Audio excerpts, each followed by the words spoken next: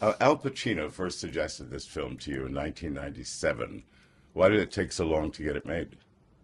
That's a great question. Well, I almost spit out a stock answer, in that, which is because it's great material. No, but I mean, was it about getting financed, or did you not decide? I don't know. No, back then it was It was Al. an idea that was kicking around. Yeah, Al was going to direct it at the time, and then I guess it was during Donnie Brasco. So he was I guess he was talking to me about playing Modigliani, and not it just sort of disappeared for many years, and like 20 plus years later, Al calls and says, "Hey John, I think you should direct the Modigliani thing," and you're like, "Why? Why?" Tell me, how do you feel about directing? It's your second time. The last time was in the 90s with The Brave. Yeah. That didn't go so well. This hopefully will go much better. It didn't go so well with, I remember very well, the come down of like critics on The Brave, and which was really, I mean, all it did was sort of make me understand. But what do? You learn, man. You learn from that. Yeah. So from there, By the way, Antonioni said, he grabbed my hand, bless his heart. Yeah. That actually happened. That was a weird moment. Yeah. after the projection. But, I mean, did you identify Johnny with Modigliani? I mean, he was a Of course. wild guy. He was into sex and drugs and rock and roll. And most importantly, he couldn't He's, stand he's, rejection. he's exactly the opposite of me. I Uh-huh. adore rejection, and totally against all that other stuff. No, but were there any ways you identified with him as a character? Of course, I mean, for me, that is the maybe one's upbringing is not exactly the same vein as Modigliani's. However, you do understand the levels and the that you have to climb, or up a ladder or a wall to get to where you earn your stripes. Do you know what I'm saying? So I do understand him in the sense that he was also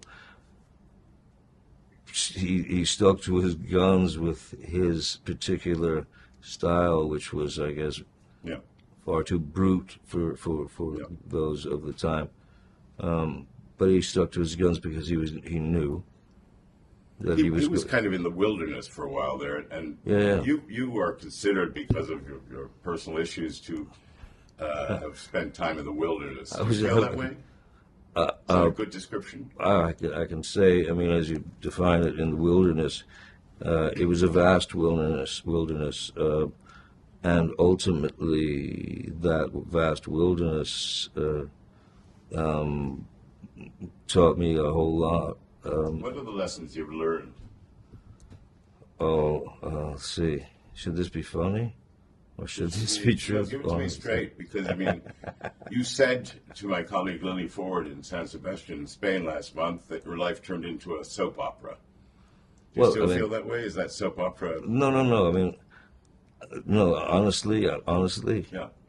I can sit here this very second and think about all the hit pieces, all the bits, and that everybody was against me, and and he's off the map, and bing, bing, and Yeah. endless stuff. I can remember it all, went through it all.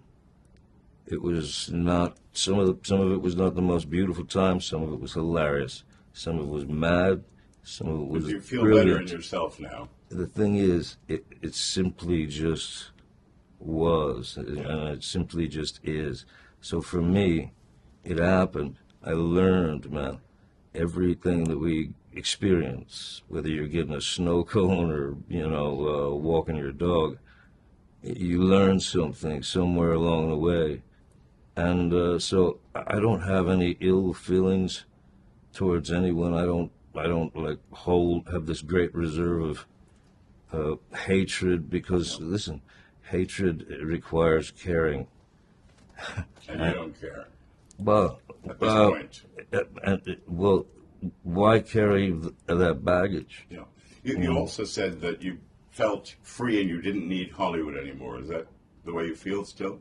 Well, I feel that Hollywood, having had to, have a few bouts, let's say, with Hollywood over certain, well, their particular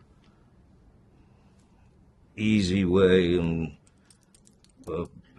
this fluid, like, 3-act structure, all stuff that's predictable, and I'm sorry, I had to get in there and whip it around a little bit. Most of the time, in this process of making cinema, I think, if I may say something, Please. a lot of movies, they're done. They shoot the schedule.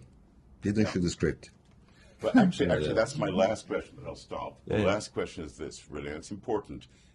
With all the profound challenges you faced in your personal life and your career, and yet, how do you continue to give impeccable, unforgettable performances in every film you make? I'm not saying this to blow smoke. No, You know who you are. We know who very you kind. are. I don't know who I am. Do you have an instinct or an intuition or some method that allows you to focus on the authenticity of your roles?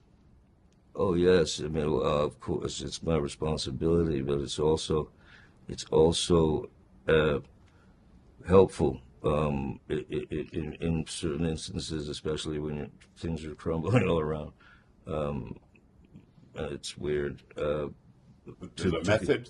To be able to escape not into character that it's not like you stay in character. I'm just saying, it's good to be able to inhabit a character, and look, as everything is in your toolbox, some of that stuff can be used, as available stimulus, so which is great. So yeah, I'm everything's been, it is to some level, I guess. It's just going to be around, that kind of thing. It's like OJ or something, but hey, it just happened. That's all. Okay. That's all Thank right. you very much.